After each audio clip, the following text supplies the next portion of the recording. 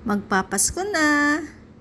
Ang daming papadala ng mga package para sa mga mahal sa buhay.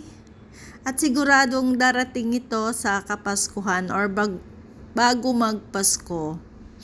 Diba? Nakapuno sila ng malaking package. Matutuwa na naman ang mga makakatanggap ng package na to, no?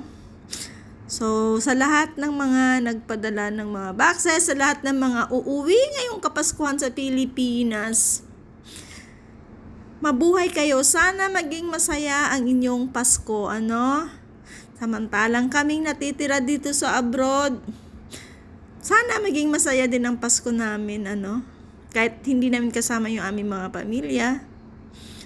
So, congratulations sa lahat, no? Nang uuwi.